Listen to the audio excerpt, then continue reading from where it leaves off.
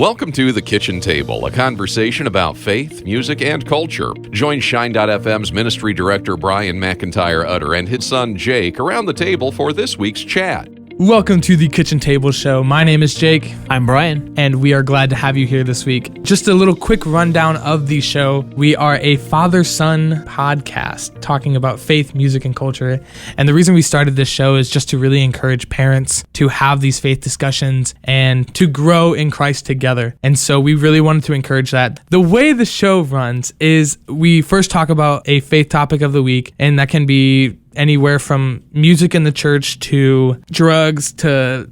We've talked about a lot of different things. Yeah, there's a handful of stuff. But then we move into Music Matters, and that is the topic where we talk about just music that's really influencing our lives. So Dad brings a new song of the week. I bring a song that's really touching me this week. And then, as Dad has always done with me, he's brought in an old song. We call it the oldie but goldie. He just brings it from his childhood and how it's still relevant today. And then we move into Culture Shock. Culture Shock is basically where we find someone making a difference in the kingdom that can has an influence. And that can be from a celebrity, actor, a sports figure, whatever, or it can be just your average, as Joe we say, Schmo. Joe Schmo. And we share what they're doing and how they're making a difference in Culture Shock.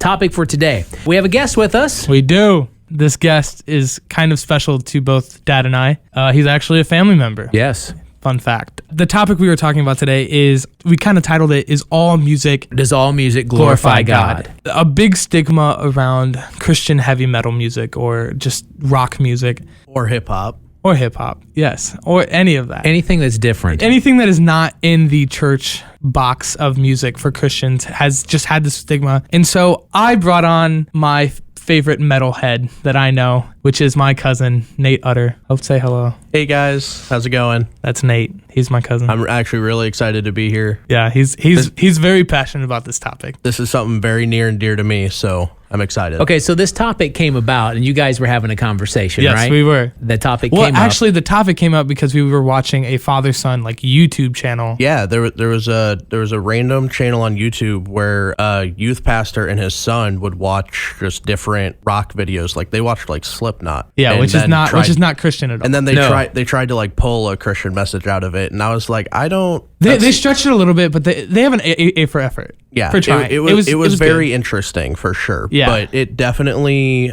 there actually is Christian metal, and that's a point that needs to be brought. They're trying to twist stuff that's definitely not. Yeah.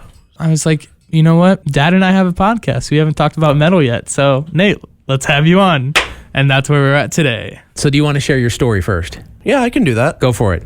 I've actually been listening to metal since I was like 13. I'm 26 now, so, do the math. That's half my life. I've gone through all the stages of found bands that were not Christian, liked their sound, but then the words would be scary and not what I should be listening to. And then I had some friends actually show me a couple different bands that were Christian, and I kind of started to find more and more.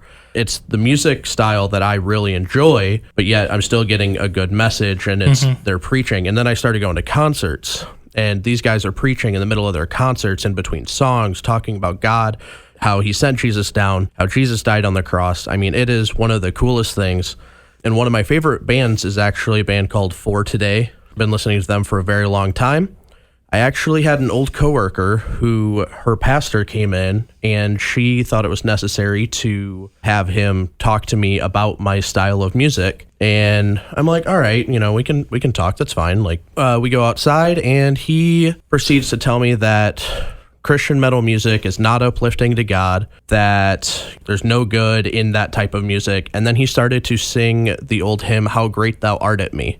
And, at that point, I was only 19. I was still I was young, and my faith wasn't as, I would say, strong as it is now. So that really hurt me, potentially could have hurt my faith, could have potentially made me completely leave the church.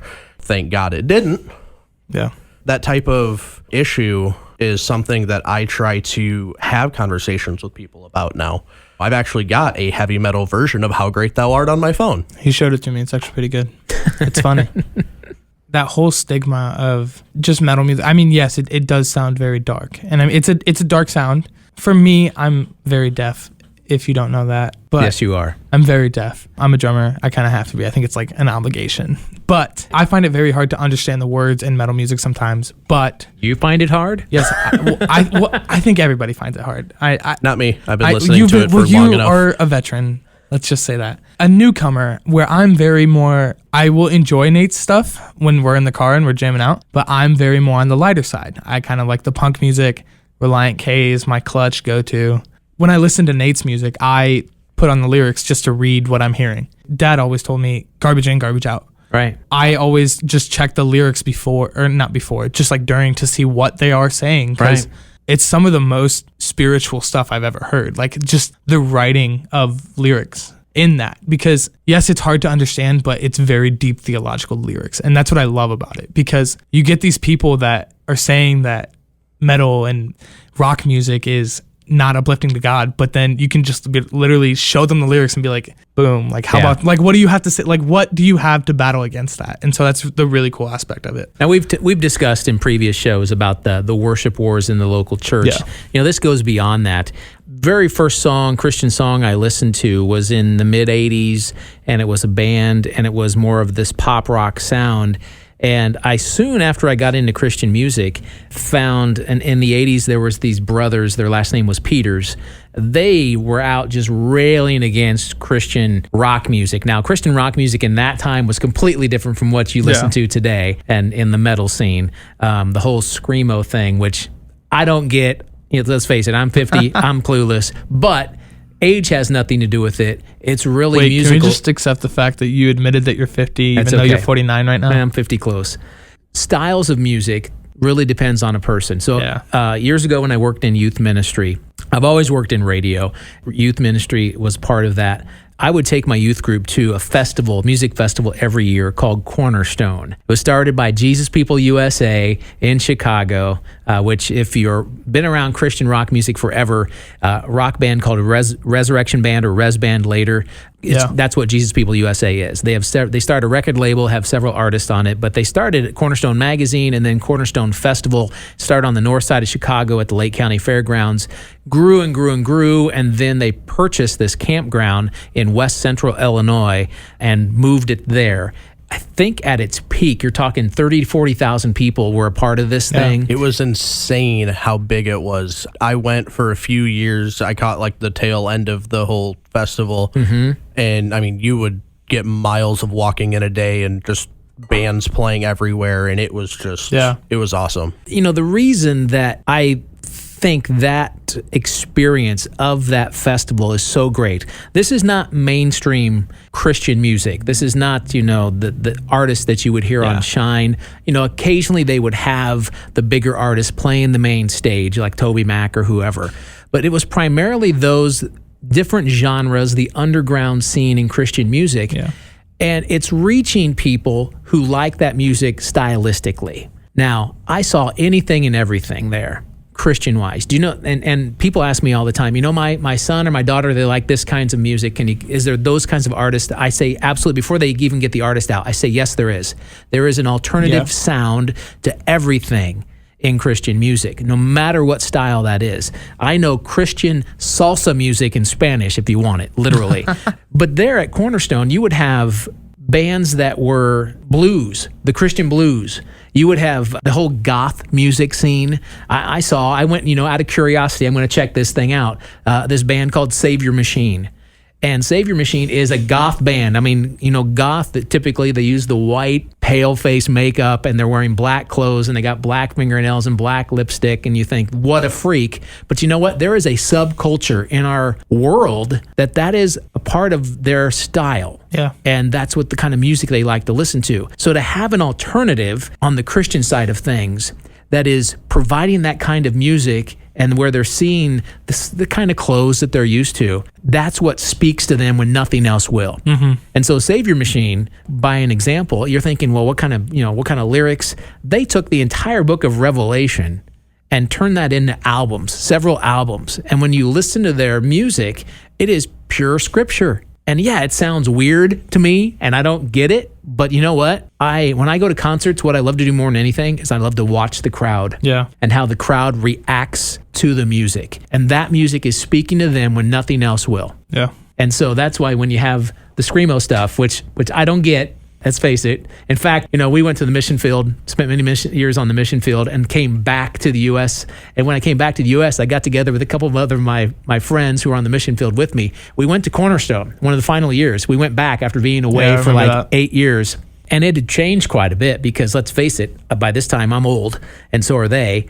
I'm not, youth pastor cool anymore, and I'm not like 75 and going to Cornerstone with like braids in my white beard cool either. I'm just kind of invisible. I did see somebody like that. There is a guy there every year. There was like a grandpa that had his like 10-year-old granddaughter there, but he had black nails. He fit in with the people that were there, and it was super awesome. cool. It's like a Jesus Woodstock if you want to, But yeah, it had changed. There was a lot of these impromptu little stages that were set up, and we're walking down the road, we're going to the main stage, and we're hearing one of those bands the sound you like, that screamo stuff, which I don't get it all because I'm too old and it's not my style. The guy's doing this song, the driving guitars, and he's, growling, which is what screamo sounds like. And then the song just stops and he says to the crowd in this little meek voice, "Thank you." And we just died laughing because it was funny, that transition. But at the same time, that style of music is speaking to them. Yeah. You have all these people who have come out just railing, and it's not just now. This has happened since it started in the late 60s, early 70s, when the whole Jesus movement was taking off, and they were writing music that appealed to that subculture. And they've had people railing against them over and over again. This doesn't work. One of the articles I found, again, you can find them all online. These guys saying that, rock music's of the devil and you're all going to hell. I've been to concerts at outdoor like city festivals that are open to the public and free, where we've had artists we've played on Shine, which are mild compared to what we're talking about here. And there have been people walking through the crowds holding up signs, against Christian music, rock music, so to speak. And this is mild stuff, what we're listening to. I think it was Royal Taylor, which is total pop stuff. Oh, my word. And I'm just like, I don't get it, man.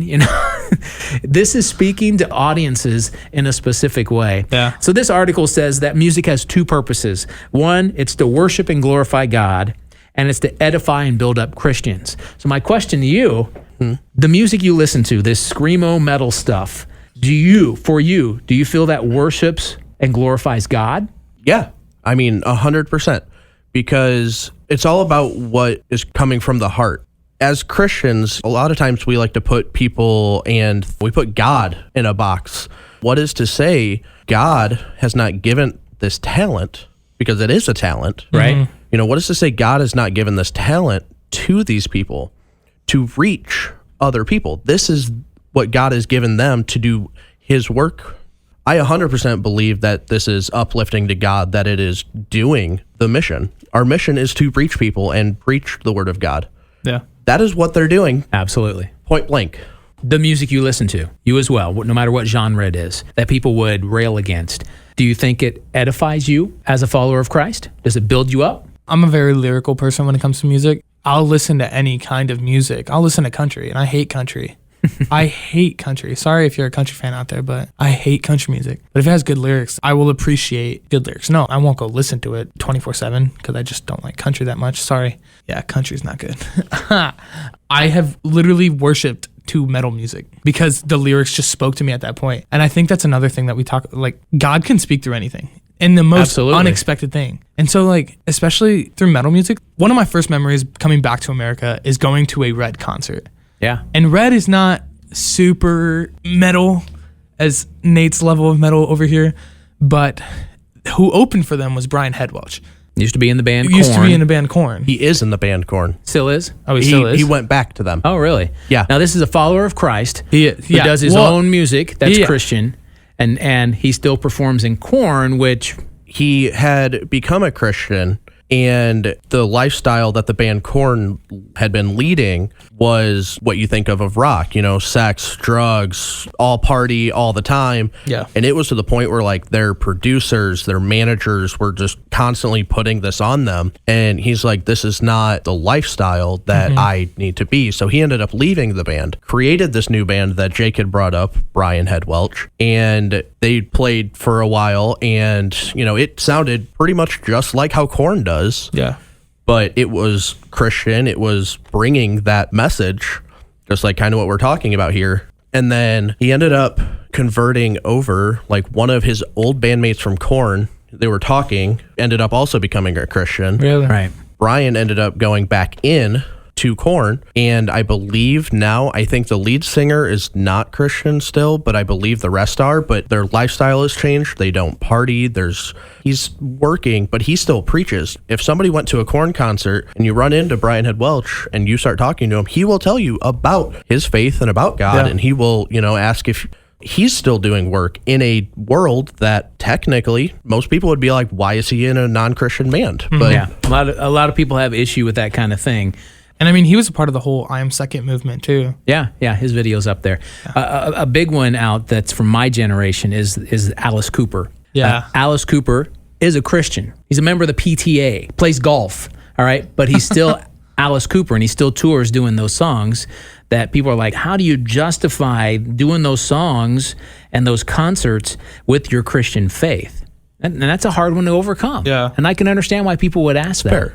It's fair. And I probably ask the same thing of Korn. The fact of the matter is, you're only going to be able to reach people where they are. I mean, Paul talks about this in some of the letters in the New Testament, that in order to, reach the Jews, you have to, talk to them about the Jewish culture, to reach the wise, and he just goes through all this list. You have to be able to speak to them in their language, so to speak. And many times their language is musical styles that you're just like, no way, no way. Well, I mean, just think about the platform that they have now. Especially, Brian Head Welch, Korn is one of the biggest metal bands.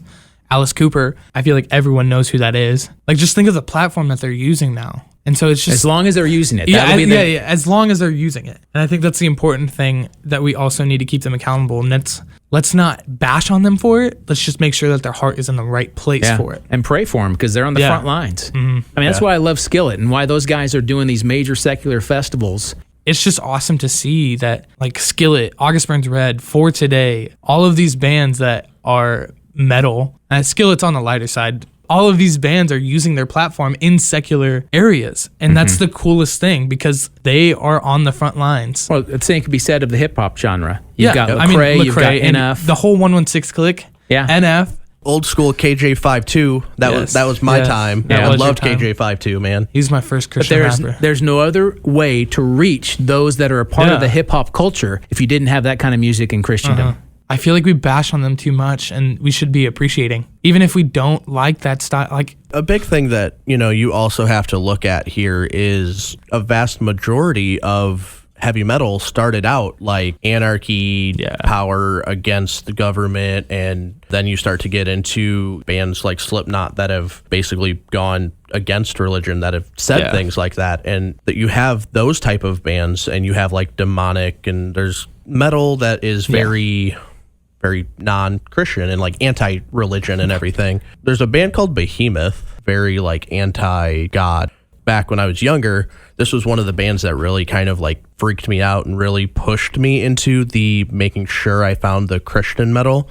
They had a song, it was called, I think, At the Left Hand of God or something. And I was like, okay, like, something. Yeah. And then I'm listening to it and I'm like, this is definitely not what I should be having spoken into me as I'm like listening to music. That was like the first song that from that band I ever heard. And I was like, yeah, this is definitely not good. And then I looked into it more, and they're very anti-religion, and it's scary. And that's honestly, we've had throughout generations, there have been people like that. I mean, Alice Cooper was that way, Marilyn Manson, all that stuff, and the reason they do that is the shock factor. Yeah. Marilyn Manson that's not his real name. His whole persona and biography was created in a record company's marketing room. I have a friend who went to high school with the guy that's Marilyn Manson, all right? He grew up in a Christian school, and yeah, he's messed up, no doubt about it. But the whole persona was created as a shock factor. Just realize that. Wrapping this up, bottom line, does all music glorify God? All music, no. Does all Christian music glorify God? Long as everything is correct. Yeah. As Like long lyrically? lyrically and intention. And I also think that the lifestyle of the band, you know what I mean? Absolutely. You can sing about God all you want, but if you're not living that lifestyle, that's where your words fall short. I think that's a way. I can think of a couple of bands that have actually started out saying they're Christian, and then as they start to become more popular and have more money and start to do bigger shows, their lifestyle changes. So you also have that you kind of have to pay attention to. Is, like Jake said, how is that lifestyle? So that was a very good point. It all comes down to the lifestyle, the words. Are they doing what they should be doing as a Christian and speaking and living as we are called? Yeah. That wraps up our faith topic for today. We're going to move into, of course, we've been talking about a lot of music, but we're going to move into Music Matters. Now, for Music Matters, we've decided to pick songs Metal music that are going to be harder, heavier. So, again, my heavy stuff compared to your heavy stuff is going to be different, but I did find new stuff that is heavy. They're still out there. And the reason that we want to showcase this is because maybe you have a teenager who is totally into this heavier stuff. These are bands that we know that are speaking truth, that are living the correct lifestyle. And so we want to highlight them. And then we're going to get a really interesting one in Oldie But Goldie. Okay. Kind of the one that started it all. All right. So, new song from me. One of the heavier bands. Again, not full-on screamo like you like, but one of the heavier bands is the band Disciple. They've had a long ministry, been around many years. Band. You listen to them? I love that band in middle school. So they got a brand new song out. This one's featuring Andrew Schwab. I'm not sure who that is because I don't know this genre that well. But I do know Disciple. This one is called Panic Room. So we're going to hear just a little snippet of Panic Room. Parents, please bear with us.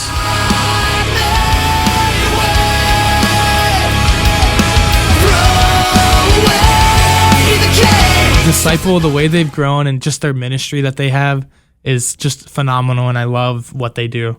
So my song, it came out last year, but it's John Cooper. Lead singer of Skillet. Lead singer. We talked about him last week with the whole article that he released, but he decided to create a heavier band. Yeah. I mean, Skillet is rock, but it's not. To many people, it's screaming. It's hard rock, yeah. Yeah. So, I mean, it's classified as hard rock in like iTunes. Right. But Fight the Fury is his new band, and they just released an EP in 2018. The top song of that album is called My Demons.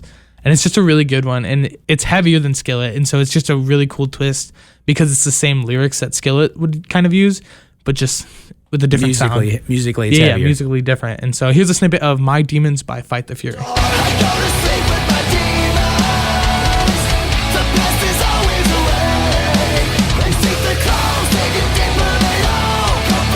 Definitely heavier than what Skillet would normally do. Yeah, but I respect John immensely. He is reaching people that no one else in Christian music is doing right now. They do a lot of secular festivals. Yeah. All right, Nate. The metalhead in the now room. It's going to be a really heavy one. This is the really hang heavy on one. to your seats. All right. So as I had mentioned earlier, For Today is my all-time favorite band. I absolutely love their singer, Maddie Montgomery. Yeah. The band is actually broken up. They toured for many years. He's actually preaching now in Tennessee. Oh, that's awesome. He has his own church. Super cool. I mean, if you guys are interested, you can always look up and listen to a couple of his messages. Very good word. The song I actually chose from them is called Crown of Thorns. And I know most people won't understand the lyrics. I know I won't. So I'm going to just kind of give you a little rundown of what this part is. So the lyrics are, "It should have been me with the nails through my hands and feet facing the wrath of God. It should have been me left to pay for my sin, forsaken, but in the blood I stand here." Hang on to your seats. This will be about 10 seconds of For Today. But try and listen to the lyrics that he read. If you can understand them. If you can, yeah. We'll be back in 10 seconds. Here you go. With the nails through my hands and feet, facing the wrath of God. should have been. And we're back. Thank you. I'm glad you read them because I wouldn't have been able to understand them for anything. Yeah. Is it Matty Mullins? No, Matty Mullins is a singer from the band Memphis Mayfire, which is another Christian band. Matty Mullins is... They're a little bit softer than For Today, but they do have the screaming vocals. Yeah. Those two are actually very good friends, and they've actually featured each other on some of their I songs remember and a For stuff. Today song that Matty Mullins was in. Yeah, Matty Mullins and Matty Montgomery, two very good, like, prominent guys in the Christian metalcore screaming music scene. All right, now it's time to go back in time. Our oldie but goldie. Okay, oldie but goldie. This is from 1972. A lot of years before I was born. Yeah, My mom was too. I was 3. And this is really the guy who started all of the contemporary Christian music scene. He is considered the father of Christian music, this new wave. Yeah. It was a whole Jesus movement thing happening, starting in California. All these hippies who found Jesus and wanted to share Jesus with their friends.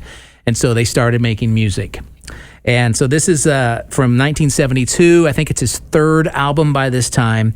The album is called Only Visiting This Planet. I'm talking about Larry Norman, passed away now, of course. And this is a song which we have to use when we're talking about this topic. He wrote a song that's called Why Should the Devil Have All the Good Music? And here's a snippet of that. I know what's right, I know what's wrong. I don't confuse it. All I'm really trying to say is why should the devil have all the good music? I just love how, in that time, like, you know how hard it must have been to start that? They got and so how much grief. Like, it's probably even worse than what Now. it was today. Because, I mean, now we're more accepting, but not fully accepting. It was just a shock to the system, mad to everyone. props to that guy. Yeah. And he took a lot of heat his entire career in ministry. And it was a ministry. I mean, he made music for decades. Yeah, that's awesome. That wraps up Music Matters. Time now to move into Culture Shock. All right, this week on Culture Shock, it has absolutely nothing to do with music. Yay. Wow. Yeah. Sorry. Shocker. They might have had enough of that. Again, Culture Shock, what we do is we like to highlight people that are making a difference in the kingdom. Sometimes it's a celebrity or a sports figure or, someone that has a influence, so to speak. The average Joe Schmo. This is not the average Joe It's Schmo. not the average. This is I guess he's considered a sports figure. Tim Tebow. Okay. You know Tim Tebow? He's a retired. What a man. He is a man. He still plays baseball, though. Oh, right? does he? Yeah, I didn't know if he was still playing. I know he plays baseball. Is he MLB or is he the? He's MLB. He's or in is the it minor minor leagues. leagues? He's in the minor leagues, but it's MLB. I think he's injured and done for the rest of the year, though. I have no really? idea. I haven't followed. But anyway, he does an amazing amount of work. His Tim Tebow Foundation is doing some awesome things. They have the Night to Shine, which is the prom for special needs awesome. people. Give them an awesome prom. Lots of churches do that now, literally all over the world. Something else he's done, I just read about recently, he has opened at hospitals, children's hospitals, playrooms for kids. It's called Timmy's Playroom, and he just opened up his 10th Timmy's Playroom. This one's at Advent Health in Daytona Beach, Florida, and it's a space for kids to escape all the stuff of their medical conditions and the reason why they're in the hospital and enjoy life. So he said this, hopefully it can bring a brighter day for so many in the darkest hour of need. This is our goal, to encourage and uplift people, especially when they're going through such a tough time. Now, Tim Tebow is also on the board and very well connected to Cure International. Yeah. He's actually built an entire hospital himself in the Philippines, Children's Hospital with Cure International, just doing some amazing work. So we wanted to give him a shout out of how he's making a difference, not only through the foundation, through the hospitals, through these Timmy's Playrooms, but just his testimony. and his lifestyle. Yeah. Yeah. He speaks it, but he lives it. Yeah, and people know that. I read his biography. I think he has 2 out, I think. I read one of them, and I can't remember what the title was, but it was talking about his career in the NFL and how it ended, and just how hard that was with the backlash, and just his keeping his faith in the NFL. Just his testimony is such a strong one that brings everybody to God, and it's great. So he has Timmy Playrooms in hospitals in Florida, Louisiana, Tennessee, Texas, and his hospital in the Philippines as well. So It's awesome. making a difference, that's what it's all about. That wraps up Culture Shock. And it also brings a close to our kitchen table for this week. We've had a fun time. Thanks, Nate, for hanging out with us. Thanks for having me. It was fun. It's like a family reunion. It is. On air. And thank you, folks, for surviving through the music you couldn't understand. I don't understand it either. But nonetheless, it's making a difference It is. to people who love that kind of music. We may have new metalhead fans. You never know. You never know. You never know. Yeah. We can make a difference in someone's life and musical taste.